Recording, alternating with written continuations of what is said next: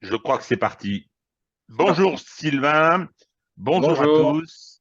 Donc nous allons faire une petite vidéo, petite, hein, parce que c'est à la veille des fêtes. Donc nous allons vous présenter nos vœux, donner quelques petites infos et vous donner des conseils concernant l'information militaire, en particulier en regardant d'autres vidéos, hein, voilà, on commence la trêve des confiseurs avant les autres. Alors, euh, c'est la fin de l'année. On peut peut-être faire un petit bilan, hein, du travail de réinformation qu'on a entrepris. J'utilise le terme de réinformation parce qu'il est important. Nous ne sommes pas là pour dire que les Russes ont raison. Les Russes ont fait ce qu'ils devaient. Ça, c'est une autre histoire, c'est un autre débat. Ce n'est pas le nôtre. Nous avons une position française qui est celle qui consiste à essayer de donner des informations qui permettent d'appréhender le réel et aux gens qui écoutent ce qu'on fait, à ce moment-là, de se déterminer. Hein, ça n'est pas autre chose. Ça n'est pas autre chose. Nous ne sommes pas les militants d'une cause, au contraire d'autres dont nous allons parler à la fin de cette petite vidéo. Ça, c'est le travail de réinformation et il a pris une certaine tournure. Cette petite chaîne commence à vivoter, hein, gentiment. Alors, nouvelle de la cagnotte, je crois que c'est important. C'est moi qui m'en occupe. Donc, je répète ce que j'ai dit jusqu'à présent. Les choses se passent bien. L'objectif, il est bien celui d'arriver à faire quelque chose de plus intéressant, de plus dynamique, de plus facile à regarder, hein, de faire du bon travail. Et les perspectives que nous avons devant nous, avec les apports qui ont été faits par les contributeurs, sont plutôt intéressantes. Et je pense que dans le courant du mois de janvier, il y aura des nouveautés. Alors, concernant cette cagnotte, je dois dire que, bon, moi je suis sentimental. Je pense que Sylvain l'est aussi. Les messages de soutien qu'on trouve sous les vidéos et les messages de soutien qui accompagnent les dons sur cette cagnotte me touchent profondément, nous touchent profondément. Oui. C'est le sentiment de faire un travail utile, c'est le sentiment que se constitue une communauté, il y a une dimension collective qui est pour nous extrêmement importante. Alors, euh, programme à venir après la trêve des confiseurs. Euh, Nous avons invité, comme nous le faisons maintenant, une personnalité. Il s'agit de Jacques Beau, hein, qui fait partie de ces experts, véritables experts, qui font un remarquable travail depuis un moment. Il a écrit 2 livres sur la crise, hein, faut pas l'oublier, et il a accepté très gentiment de venir débattre avec nous, comme l'avait fait Caroline Galacteros, comme l'avait fait Jean-Robert Raviot. Hein, on va poursuivre cette stratégie qui consiste à demander à des personnalités qui ont des choses à dire de venir les exprimer chez nous. Voilà. Donc maintenant, il y a quand même une petite actualité militaire. Enfin, on ne va pas revenir sur cette actualité militaire. Je vais passer la parole à Sylvain pour nous dire ce qu'il invite à faire, c'est-à-dire à regarder ce que racontent d'autres personnalités, d'autres personnes. On fait quelquefois référence à ces Américains en particulier, parce que comme le fait Jacques Beau, je crois que c'est dans le monde anglo-saxon et en particulier aux États-Unis qu'il faut aller chercher la bonne information. Hein. Les Russes sont dans un schéma de propagande et ça c'est normal, hein, comme les Ukrainiens. En revanche, du côté des États-Unis, comme ce n'est pas un pays qui est un paillasson comme le nôtre, hein, de l'Empire, il y a des contradictions et il y a des gens peuvent s'exprimer, surtout que la culture de la liberté d'expression aux États-Unis, même si c'est pas facile, hein, elle existe et elle est plus puissante que chez nous. Voilà, mon cher Sylvain, je te passe la parole. Alors, en ce qui concerne donc les recommandations qu'on peut vous faire pour les fêtes, pour passer entre guillemets de bonnes fêtes constructives par rapport à nos analyses, on a découvert en fin de semaine dernière une très longue vidéo, hein, il faut être très clair tout de suite, hein, c'est très rare, 2 heures de conférence et d'échange sur YouTube entre le colonel McGregor et le professeur Vallos, hein, donc, qui sont tous les deux réunis dans un cadre très prestigieux, puisque c'est la bibliothèque Army Navy à Washington, donc un très haut lieu de la pensée militaire américaine. Et au cours de cet échange, les deux hommes abordent bien évidemment la crise en Ukraine, la guerre en Ukraine, et aussi, et ça c'est très très important, l'état de la réflexion aux États-Unis, l'état de l'armée américaine, l'état de la pensée militaire américaine, ce qui est aussi très très important pour comprendre le niveau de, on pourrait dire, de bêtises et de propagande de certaines réponses qu'on nous proposerait de mettre en œuvre pour dissuader les Russes de poursuivre la guerre. Hein. Je pense notamment aux propos du général Petraeus il y a quelques mois. Donc voilà, alors la difficulté, c'est que cette vidéo est en version originale. Hein. Vous vous doutez bien qu'avec 2 heures de vidéo, donc surveille stratégique, nous on l'a partagée, donc vous la trouverez très facilement. Par contre, si vous n'êtes pas anglophone, ça va être très compliqué. Et c'est donc un des axes pour l'année prochaine, pour nous avec Régis, de vous proposer quelque chose, alors pas pour cette vidéo-là, mais probablement pour d'autres, avec des traductions en français, parce qu'effectivement, enfin des sous-titres, parce qu'effectivement, c'est quelque chose qui nous est demandé, et puis c'est quelque chose qui est utile, parce que là, pour la première fois, même s'il y a presque 1 heure et quart de discussion qui sont très concentrées sur l'Ukraine, on a une mise en perspective, on a un dézoomage hein, sur l'ensemble de la problématique du rôle des États-Unis et de la crise qui touche aussi les États-Unis au niveau de ses institutions, à la fois politique et militaire, qui est extrêmement intéressante, extrêmement pertinente et qui permet de prendre un peu d'altitude par rapport à tout ce qu'on peut entendre aujourd'hui. Et puis le second plan, bon, c'est un peu d'auto-promo, hein, c'est que si on ne vous fait pas une longue vidéo aujourd'hui, c'est parce que j'ai eu l'honneur d'être de nouveau invité par Élise Blaise sur le plateau de TV Liberté. Alors, en distanciel cette fois-ci, et la vidéo donc sera en ligne demain 17 décembre à partir de 10 h sur la plateforme YouTube pour que vous puissiez, là encore, la regarder. Vous aurez, je pense, quelque chose comme 50 minutes de réinformation pour faire un bilan des 10 mois de guerre en Ukraine et surtout sur ce qui se passe depuis 2 mois que je suis passé sur leur plateau pour la première fois. Voilà. Alors, je voudrais ajouter une chose concernant cette vidéo.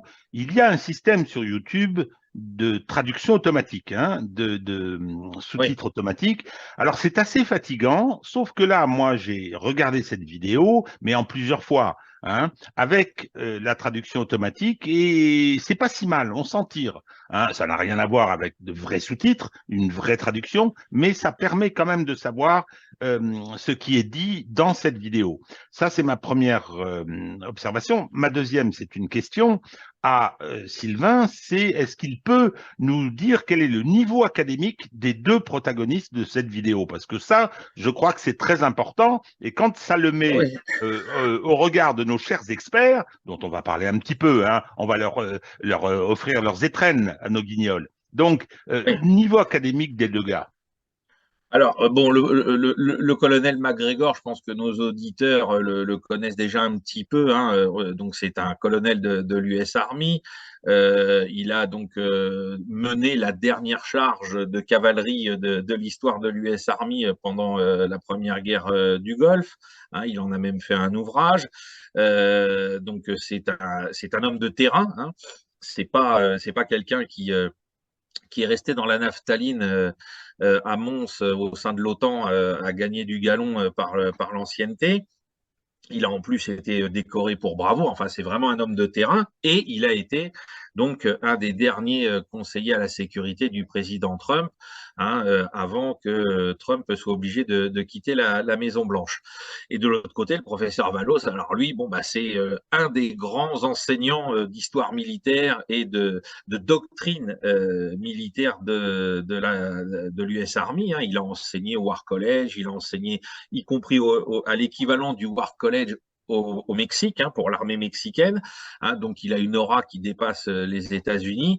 Et c'est un des piliers de la pensée militaire américaine aujourd'hui, et surtout de sa remise en question, de sa remise en cause, hein, pour essayer de dépasser on pourrait dire, l'étau dans lequel l'armée américaine s'est enfermée avec la guerre contre le terrorisme et qui invite aujourd'hui à une réflexion presque révolutionnaire pour aborder les problèmes de retour de la guerre de haute intensité, bon, en Ukraine, mais ailleurs dans le monde également. Alors, j'ajoute concernant MacGregor il a écrit pas mal et ça lui a valu quelques ennuis parce qu'il a publié des Oui, ouvrages alors qu'il était encore militaire d'active, hein, oui. ce qui est quand même assez rare, il faut le dire. Et j'avais vu un jour une comparaison, bon, comparaison n'est pas raison, qu'il l'identifiait à De Gaulle. Hein, qui, en tant que militaire d'active, a écrit des livres vers l'armée de métier, par exemple. Hein, voilà, donc c'est-à-dire c'est quand même du très haut niveau. Alors, Oui. vraiment, vraiment, recommandation, consacrer le temps qu'il faut à cette vision. Maintenant, nos étrennes, hein, on va pas être trop long, nos étrennes, et là, de nouveau, je me tourne vers Sylvain, concernant l'affection que certains de nos, entre guillemets, experts portent à des néo-nazis. Nous avons eu un bel exemple ces jours-ci, hein, de l'affection de Monsieur Goya et de Monsieur, alors là, on est dans les bas-fonds, de Monsieur Titelman pour un néo-nazi assumé. Oui, alors on a été surpris de voir relayer une histoire depuis le début de la semaine au sujet d'un volontaire français de la Légion internationale parti la fleur au fusil combattre à l'appel de Zelensky en Ukraine au début de l'opération militaire spéciale. Comme quoi ce monsieur avait été blessé en marchant sur une mine. Bon, et on voit tout au long de la semaine des petites informations comme quoi bah, il faudrait qu'on fasse quelque chose hein, sur Twitter. Hein, Monsieur Goya nous dit qu'il faudrait faire quelque chose pour que ce monsieur soit rapatrié en France parce qu'il est blessé, etc. Et puis hier sur Telegram, on a eu le pédigré de ce monsieur. Hein, c'est-à-dire que, alors je ne vais pas le nommer hein, parce qu'on n'est pas là pour faire ce genre de choses, et puis parce qu'il quelque part, je pense qu'il ne le mérite pas. Ce monsieur donc arbore des insignes, donc le soleil noir nazi hein, sur sa bande d'épaule droite. De l'autre côté, le symbole de l'armée bandériste rouge et noir. Plus donc l'insigne de la misanthropique division qui est connue pour être une unité néo-nazie. Et donc, ce monsieur, qui, si j'en crois les photos publiées sur Telegram, a aussi servi dans la brigade franco-allemande à l'époque, je ne sais pas s'il est engagé ou de son service national, je pense que c'était en tant qu'engagé vu qu'il a l'air d'être assez jeune.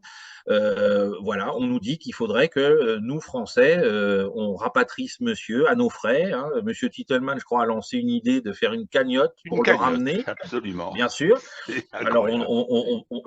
on pense que demain, j'imagine que donc des gens partis faire le djihad en Syrie pour obtenir les mêmes grâces et les mêmes faveurs de ces gens-là.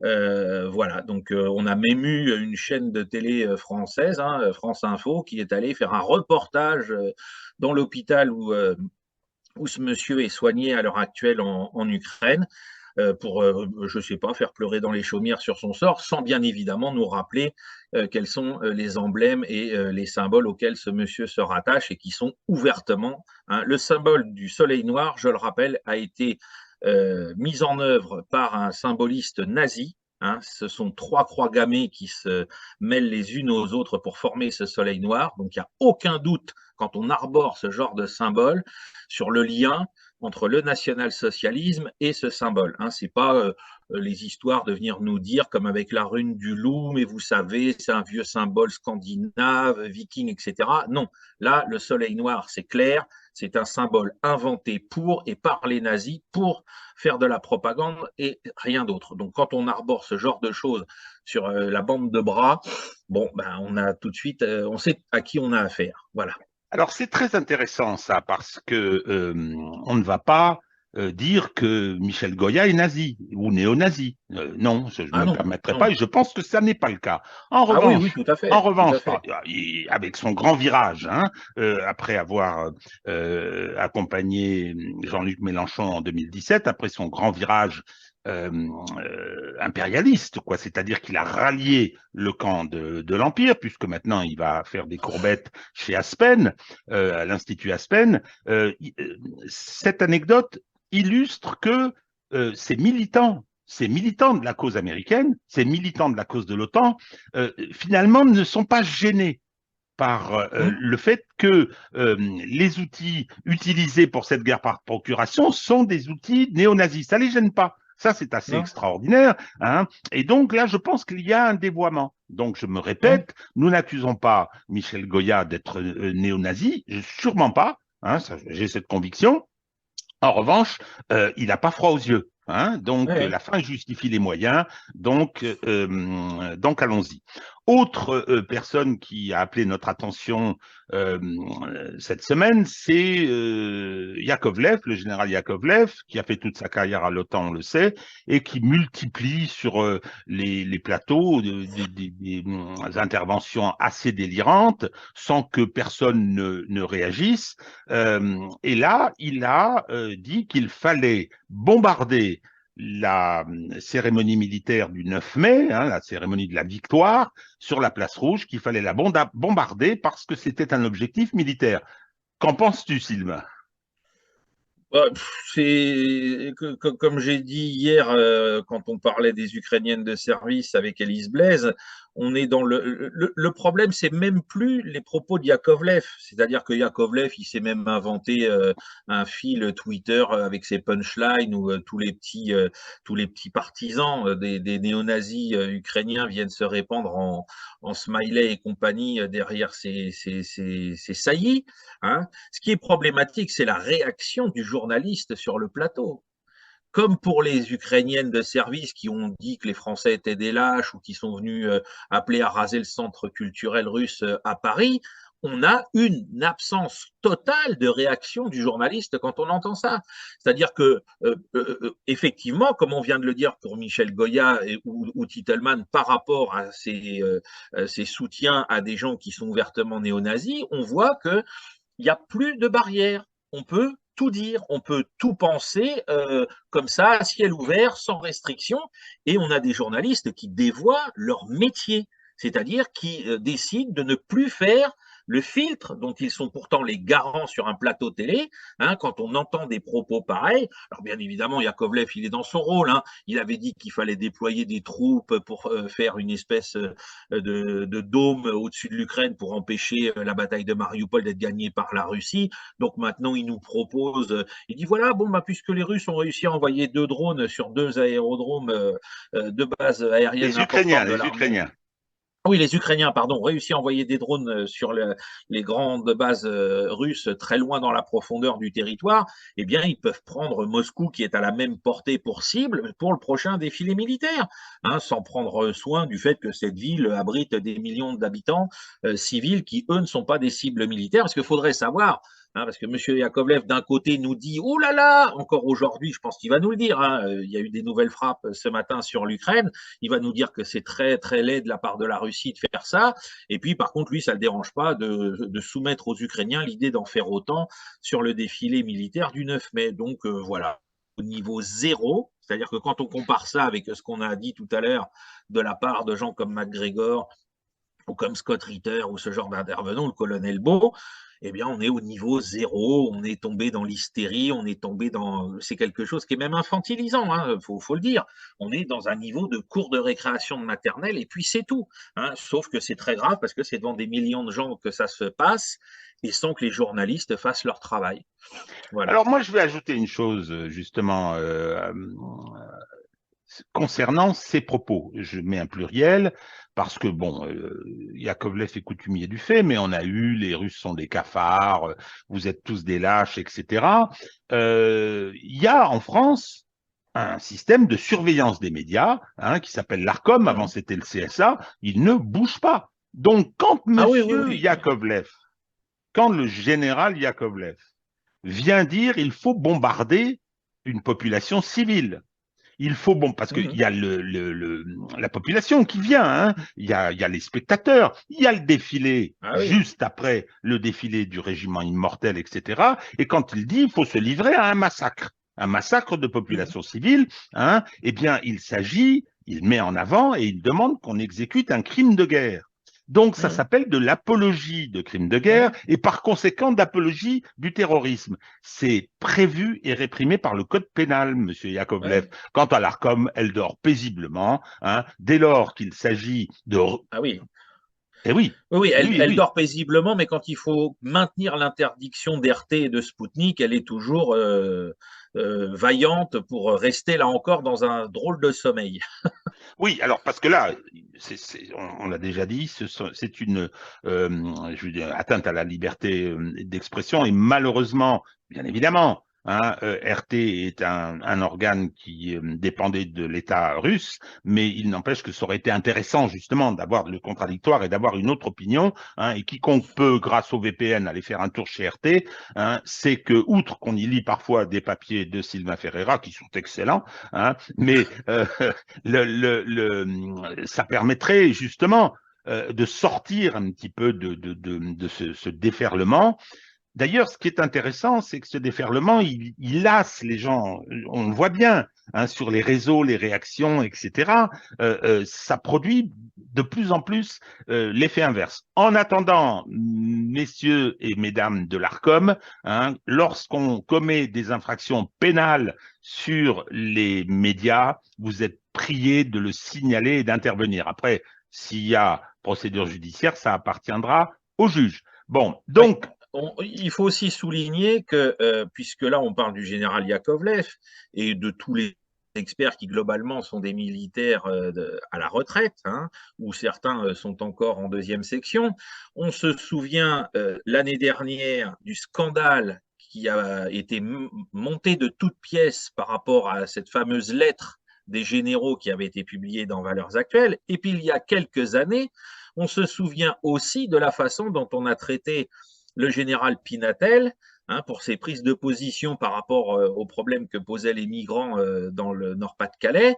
Et pour ces deux cas-là, le système médiatique leur est tombé dessus pour dire oh mon Dieu, c'est un scandale, etc. Donc on voit aussi le deux poids, deux mesures en action autour de la responsabilité des médias dans cette affaire. C'est aussi ça qu'il faut sans souligner. oublier, mon cher Sylvain, les procédures disciplinaires. Il y a eu des procédures disciplinaires, Bien sûr, hein, tout à fait. donc voilà, ne pas oublier ce deux poids, deux mesures. Bon, personne ne va être surpris, hein, on le souligne, mais je veux dire, à la fin de la foire, on comptera les bouses. Hein. Il semble que la situation militaire de l'Ukraine ne soit pas extraordinaire aujourd'hui, et si l'on en croit nos deux intervenants américains dont nous parlions tout à l'heure, écoutez, on verra, hein, mais effectivement, le jour venu, il y aura peut-être quelques comptes à régler, hein, je veux dire, en termes de communication, avec ceux qui se seront livrés à ce sale boulot pendant autant de temps.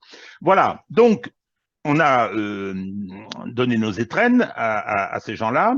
Maintenant, à tous, on va vous souhaiter de joyeuses fêtes de fin d'année, hein, de joyeux Noël, parce que bon, Noël est une fête qui est devenue un peu païenne, mon cher Sylvain. Hein, donc, Qui est et puis redevenu un peu païenne. oui, c'est vrai qu'au départ, oui, c'était Sol Et Invictus. Hein, oui, ah oui, oui, ah oui, et ah oui, oui, ah oui. voilà, et oui. Donc c'est pour ça qu'on a fixé cette date, euh, que l'Église l'a fixée. Et bien évidemment, le Nouvel An, qui est également le basculement de l'ensemble de la planète dans une autre année. Donc, passez de bonnes fêtes, profitez-en. Hein, surtout en famille, je pense. Et je vous dis à très très bientôt.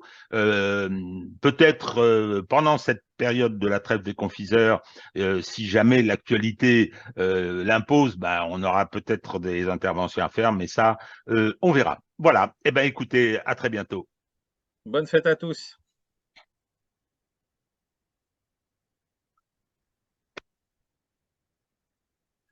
Et voilà.